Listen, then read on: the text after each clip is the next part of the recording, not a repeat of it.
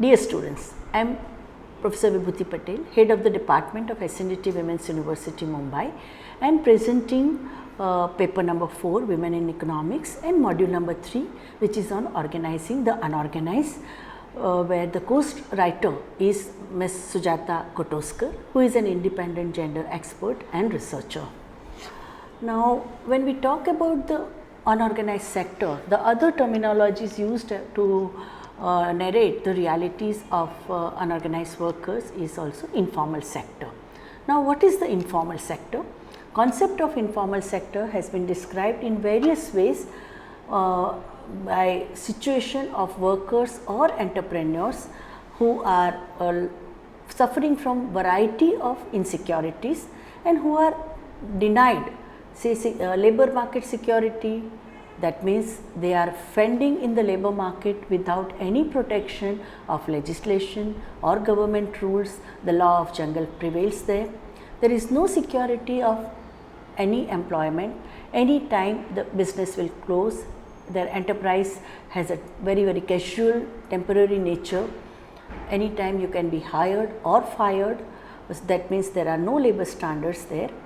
Job security is also not there in informal sector. There is no work security. What kind of work you are offered today, like you are treated as a casual labor and you have to do whatever is assigned to you. The skill reproduction security is also not there, because so many times informal sector work also does lot of de-skilling. Whatever skills you have had, that also you lose out because of the very monotonous routine nature of the job. There is no income security because of the casual nature of work. There is a variation in the income. Sometimes if you are unemployed, then there are no incomes, and there is no security of representation. That means you don't have unions, you don't have collective bargaining, there are no associations where you can collectively raise your voice, or there is no body which would represent your needs, aspirations and concerns. In other words, you can say that informal sector is governed by law of jungle, where might is right. One who is powerful decides the rule. Workers don't have their any agenda setting power. Now, definition of informal sector by National Commission for Enterprises in the Unorganized Sector, which was appointed by Prime Minister's Office, Dr. Manmohan Singh, and it was headed by well-known economist Dr. Arjun Sen Gupta. The commission came up with a very voluminous report on status of informal sector workers in our country and what should government do to provide social security and the better deal to them. And this commission has, Arjun Sen Gupta committee report defines informal sector, and I quote, "The unorganized sector consists of all unincorporated private enterprises owned by individuals or households engaged in sale or production of goods and services, operated on a proprietary or partnership basis with less than 10 total workers." That means these are the small enterprises and they are run in a very informal basis. And here the informal worker or an informal employment is defined by the commission as unorganized workers consist of those working in the unorganized sector or households, excluding regular workers with social security benefits provided by employers, and the workers in the formal sector without any employment or social security benefits provided by the employers. Definition of informal economy given by the commission is also very important. The informal sector and its workers plus the informal workers in the formal sector constitute informal economy, because it is not only that the small enterprises are run in an informal way, but even in the big enterprises where you have new recruitments which are on a temporary basis, clock hour basis, daily wage basis, weekly wage basis, very ad hoc casual labor, they all are part of the informal economy. The extent of informal sector is so wide. In the ocean of economy, you can see the majority of the workforce is of informal workers. In the developing countries, informal employment share is between 1/2 to 3/4. In our country, it is around 90% of the workforce is in the informal sector. In North America, 48%. So, even in the industrialized countries, in the western countries also, you have 48% of the workforce is in informal sector. In Latin America, near 51% of the workforce is in informal sector.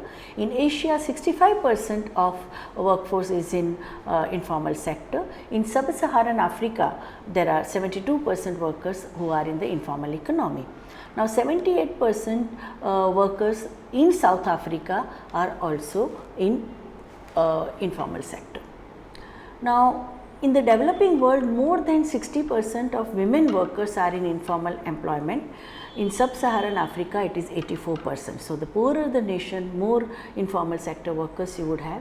In India, informal employment constitutes 83.6% of non-agricultural employment, and the share of women in informal economy is around 85% of the total women workers in non-agricultural employment. Vast majority of women in informal sector are home based workers or street vendors, and that is why the new kind of a census that is coming out of informal sector, you need to take into cognizance the enterprises and the economic activity which are taking place in the home base. So, you just can't say if the macro data shows that only 9% or 10% of Indian women are in the workforce, you have to realize that it is a heavily underestimated profile. Globalization has intensified informalization of the labor market because of the liberalization and all the new employments which are opening up, whatever new recruitments or employment opportunities that are coming up in the developing world, all of them are part of the informal arrangements.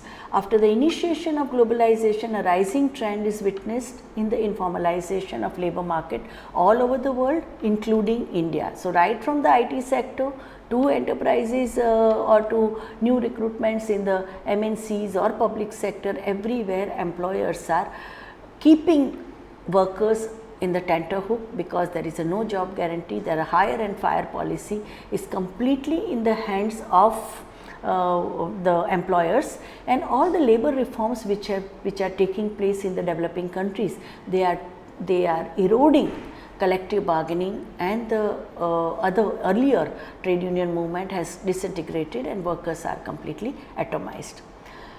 NCUES, National Commission for Employment and Enterprises in Informal Economy 2009 report states that, and I quote, the net growth of employment in quinquennium 1999-2000 to 2004-05 has been largely of informal kind. This is true both for formal and informal sectors. For example, railways, the workers retire. The retired workers are replaced by the new workers who are not permanent, they are casual workers. So, we have seen these trends even in the largest employer of our country like Indian Railways, where after 1974 you are seeing increasing casualization. Aviation industry, most of the workers right from pilots to floor managers and manual workers, all of them have a casual arrangement. So, you can see that more and more informal arrangements are made by even well established highly lucrative enterprises also. The trend is uniform in all the states. As in every state of India, there is a marked decline in organized share of the employment. Most of the public sector concerns are also following zero budget policy. So, they want to reduce the wage bills. So, all the earlier permanent workers who have either died or retired, their vacancies are filled up with the casual workers or temporary workers or daily wage workers. In the education sector, you can see that the drastic reduction of posts. There are more than 50% of the posts in healthcare industry managed by the government, so whether it's a public health department or public hospital or government run and aided schools and colleges, everywhere the new employments are all on an informal basis. Formal trade unions and informal sector, I think, has a very interesting relationship. India is known to be very proactive when it comes when it comes to unionization. We have 16 major all India trade unions, and now for the first time you see, and there have been allegations that the organized sector formal unions have not taken up the issues and the problems of informal sector workers. Like for the first time now we see, and especially after the new act that we got, Social Security and Social Protection of Workers in Informal Sector Act 2008, we have seen that even big formal all India trade unions have created a wing within the umbrella organization for informal sector. The major drawback of informal employment is that they lack proper unionization. To organize the informal workers as a part of their current structure, traditional trade unions all over the world have tried number of strategies. That means established trade unions are now concentrating on unionizing the informal sector workers. For example, trade unions have created separate units within their current structure with its own budget allocations to organize and represent informal workers. Major central unions such as CIUOS, that means Central Trade Unions organizations in India, for like AITUC, All India Trade Union Congress, Bharatiya Mazdoor Sangh, Hind Mazdoor Sabha, Indian National Trade Union Congress, all of them have taken steps to organize workers in the informal sector. The challenges faced by trade unions in organizing informal economy workers are many. Informal economy workers do not represent uniform group and may have obvious differences of interest among themselves, because they are divided on the line of caste, ethnicity, religion, and also differential wages which the employers give. That also created tremendous jealousy and hostility, as it was witnessed in a Maruti car strike. Like there were workers who were paid 80,000 and 1 lakh per month salary, and there were also workers who were getting 2 lakh workers. One highly skilled worker was given a helper. The helper's salary would be say 8,000 rupees, and the skilled worker would get 60 or 80,000 rupees. So this kind of a wage disparity also creates tremendous interpersonal hostility and jealousy, which at the time of conflict, at the time of tension, triggers tremendous violence, and we saw the tragedies and the human miseries which were caused at the time of Maruti strike.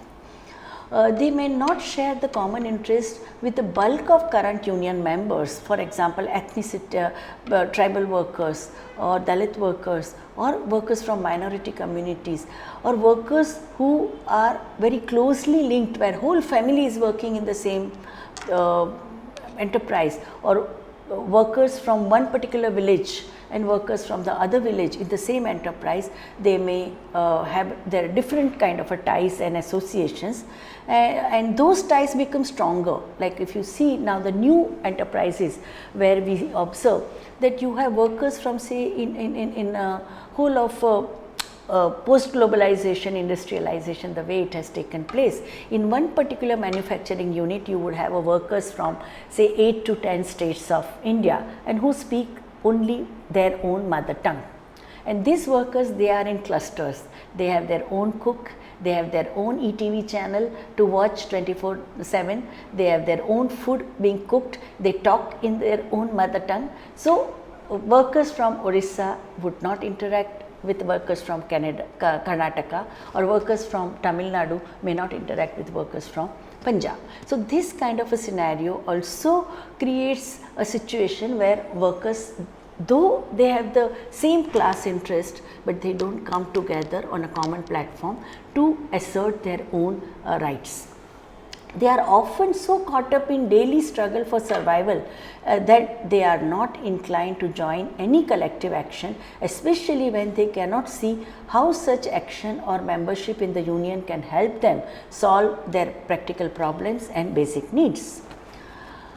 Other challenges faced by trade unions in organizing informal economy workers are that highly precarious nature of work means that they are often too worried about losing their jobs, because the temporary or the casual nature of their job always keeps them in the tenterhook, that they are never secure, and they think that if they agitate or if they demand their rights or if they ask for higher wages, they will be thrown out and they will be replaced by other workers. Importantly, there are often legal barriers to trade union organizing in informal economy. For example, free trade zones or SEZ or coastal economic zone or some of the essential services, where the moment workers unionize, they are picked up and they are put behind the bar. So, that fear of arrest also prevents them to assert their rights.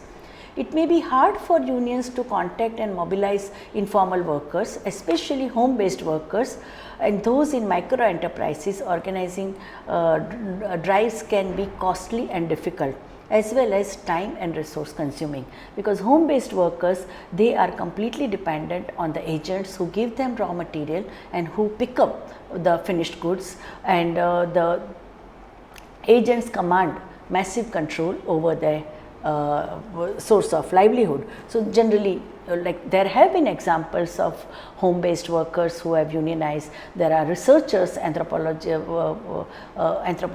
and sociologists and economists who have taken up, who have written extensively on the labor processes, labor relations, work condition and wages that these workers are getting.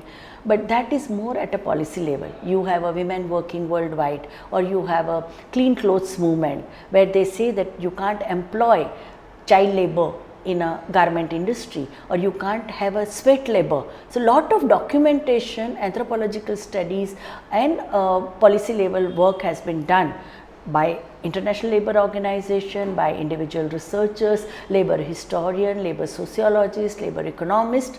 But when it comes to agency of the informal sector work, the scenario is quite depressing.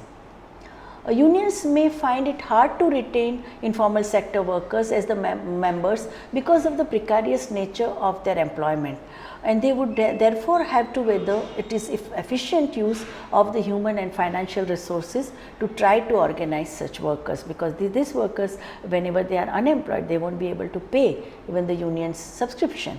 Many unions do not have tested strategies for organizing them, because these unions have always organized the organized workers who are protected by the labor legislation. But what do you do with the workers who do not have any such protection? Current union members may not see the rationale for organizing such workers, may object to necessary changes in the policies and the resource allocation required to reach out unorganized sector workers, because when you bring unorganized sector workers in your union, what the existing members can do, they have to only give and give. They can't get anything in return, because these workers are so poor, miserable and powerless. The challenge is for the unions to reach out to new groups without undermining the traditional support base. So, that's what most of the unions are doing. There are membership based organizations have been created of informal sector workers. Despite the challenges faced by traditional trade unions in mobilizing for informal sector workers, in last few decades we have seen that informal workers are themselves getting organized in a variety of ways, like creating trade unions, creating cooperatives, creating self-help groups, creating workers association. So, membership based organizations, there are a range of informal economy situations where you find them. An important characteristics of this membership based organization is that they are representative of workers themselves, as distinct from other organizations that advocate and campaign for workers on their behalf. That means non-government organization or human rights organization or union research groups who voice the concern of unorganized sector workers. But the membership based organizations, their distinct features are that there is a defined criteria for membership. They say that if you are say silk workers, then they would take only silk workers in their association. If they are workers, let's say sanitary workers, and if they create their membership based organization, it will take care of it will allow only sanitary workers to be members, not anyone else. Transparent democratic management and governance, because all the decisions are collectively taken. They are democratically agreed aims and objectives. They define their agenda, that what will they fight for and what are their actual aims, goals, objectives and also method of struggle or negotiation. They are democratically agreed programs and activities they have. They have elected leadership, whether that election is by secret ballot or raising of hands. Financial self-sufficiency, because all of them members, they contribute towards this membership based organization. Decision making power rests with the members themselves. Transparency in functioning is a very important feature, where not one or two leaders or a committee members take decisions, but all workers have a right to speak and decide the agenda. They focus on the needs of the members. It runs with the contribution and participation of members, participation in decision making, at the same time contribution of time, energy and financial contribution. They have a legitimacy based members and not registration with the authorities, because this membership based organization, they are not bothered, and first of all authorities would not even bother about informal sector workers, but they also don't go for registration. They are independent of government, also independent of employers or religion or political parties. Members are involved in implementing the activities. They are very active at a shop floor level, geographically defined areas for their activities, and unity, solidarity and friendliness, these are the basis on which these membership based organizations work. A significant number of membership based organizations comprise of only women. Like there are women who have created such organizations in Thailand and Philippines and Sri Lanka. Even in India, the young women workers in electronics industries or plastic industries and all, they are also led by women and are supported by women's association and NGOs. And this is primarily because substantial number of workers working in the informal economy are women, because the majority of informal sector workers in the developing countries, they happen to be women.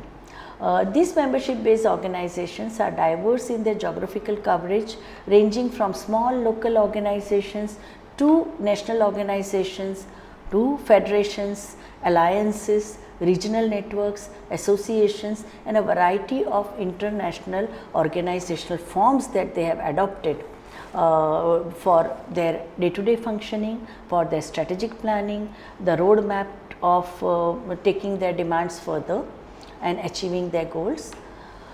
Now, when it comes to national and local organizations, we can say that the SEWA model, Self-Employed Women's Association, is the largest trade union of informal workers in the world, not only in India. And that SEWA model is now being replicated in several Asian countries. SEWA has also spread its tentacles in African countries. They have unionized farm workers, beedi workers, tobacco workers, silk workers, masons, women in construction industries. So, it was established in 1972 with the purpose of organizing self-employed women workers with the initiative of Illhabad, Women's Wing of Textile Labour Association TLA, from where she was thrown out.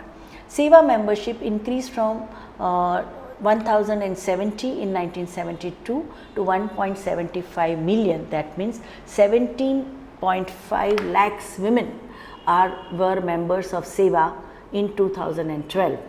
Today, its membership from the rural areas constitutes 66% of the total membership. That means SEWA has been able to touch the lives of informal sector workers, women workers, even in the rural and tribal areas of 12 Indian states, 50 districts and 700 villages in our country. Now, Working Women's Forum is another very important organization which was created in Chennai in South India in 1978 in response to the need to organize women living in slums, working in a small scale traders and also vendors, fish vendors, vegetable vendors, hawkers, Today, members of Working Women's Forum were involved in 165 different enterprises, both in rural and urban areas. Working Women's Forum has two wings attached to it. They are Indian Cooperative Network for Women, ICNW, and National Union of Working Women. The Indian Cooperative Network of Women focuses on and to enhance social and financial independence of poor women by providing them low interest loan, 4%, 3% rate of interest they charge annually, and encouraging them to become entrepreneurs. So, entrepreneurship development is very important agenda of WWF. National Union of Working Women, which is a trade union wing of Working Women's Forum, helps the poor working women in their struggle to achieve for themselves labor rights, land rights and housing rights. Kagad Kach Patra Kashtakari Panchayat, run by the Adult and Continuing Education of SNDT Women's University, Pune, was formed in 1993 by a professor of the Department of Continuing Education. She organized waste pickers, itinerant waste buyers in Pune and Pimpri Chinchwad. They came together to form Kagad Kach Patra Kashtakari Panchayat, KKPKP, a membership based trade union, and the university also supported this endeavor. The union aimed to establish and assert waste pickers' contribution to the environment, their status as workers, their crucial role in solid waste management of the city. Leader of this organization, Purnima Chikarmane, who teaches in SNDT Women's University, she is a prime mover of this endeavor. As of 2014, it had approximately 10,000 members in Pune city, 80% of whom are women from socially backward and marginalized castes. KKPKP uses the twin strategies of peaceful non-violent protest and resistance and development of alternatives to mobilize around some of the key issues facing waste pickers. In terms of their occupational health and safety, in terms of segregation of dry and organic waste, composting of organic waste, selling of dry waste, and challenging the corruption or exploitation which these women have to face at the hands of contractors or at the hands of waste dealers and the salespeople and the authority. There have been international networks of informal workers, informal sector workers. In Latin America and Caribbean, Waste Pickers Network was formed in 2004. It brought together democratic waste pickers organizations from 15 Latin American and Caribbean countries. The membership of Latin America and Caribbean Waste Pickers Network are primarily cooperatives and federations of cooperatives. So, you have a local level cooperatives and then you create a federation, national level, regional level, district level cooperatives. The aim of the network is to improve working conditions of waste pickers, to seek negotiation and to seek recognition of waste pickers as an occupation, because they should not be criminalized, they should not be treated like petty thieves, they should not be brutalized by the municipal authority and the criminal justice system. To help create and strengthen National Waste Pickers Association, to share information among waste pickers and promote dialogue and exchanges between waste pickers in different countries and to emulate and replicate and upscale best practices.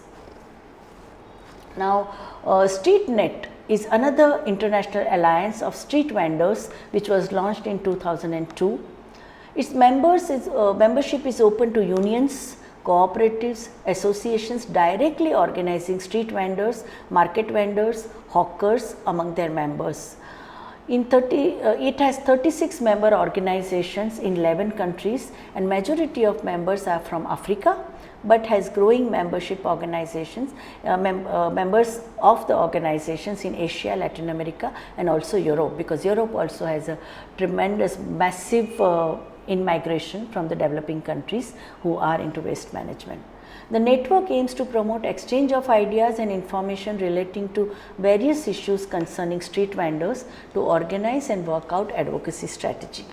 Women in informal employment, globalizing and organizing, known as WIEGO, was formed in 1997 as an international research policy network for women in informal work. WIEGO network consists of individuals as well as institutions from three broad constituencies. Number one, membership based organizations of informal workers, researchers and statisticians, practitioners of development agencies like intergovernmental, governmental or non-governmental organizations who provide services to and shape policies towards informal workforce, where researchers and educational institutions, human rights organizations are also very active. WIEGO's goal are to improve status of working poor, especially in informal economy. WIEGO currently has 5 programs that represent its priority areas for advocacy as well as action. One is dealing with the global markets and getting fair deal for informal workers, organization of informal workers, representation in the national and international bodies, social protection for them, creation of data and creating a database to address the issues and for intervention, and urban policies for informal workers. So, I would like to conclude that challenges for informal sectors are many. For the macroeconomy also, plight of informal sector is very important concern, because whether you go by the human development approach, which believes in a right based approach, or human capital formation approach which is instrumentalist, where human capital needs to gear itself for economic growth, I think informal sector economy and the workers, they need urgent attention. The informal sector work should not be a dead end job.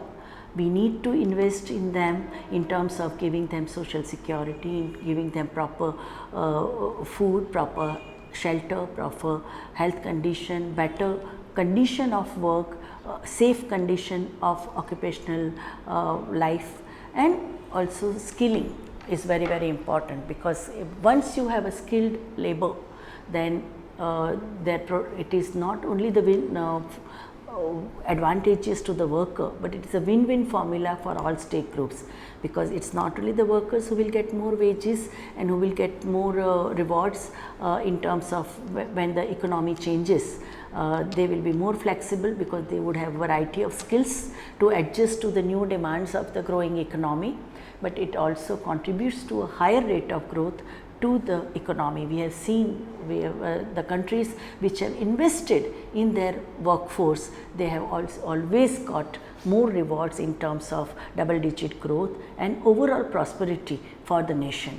So, it is not only a question of charity or philanthropy or humane attitude towards informal sector. Yes, that is a primary fundamental necessity for any economy, but at the same time it is also important for the economic growth to have a healthy, educated, skilled workforce that is secure, which can use its creative potential for expansion and growth of the economy.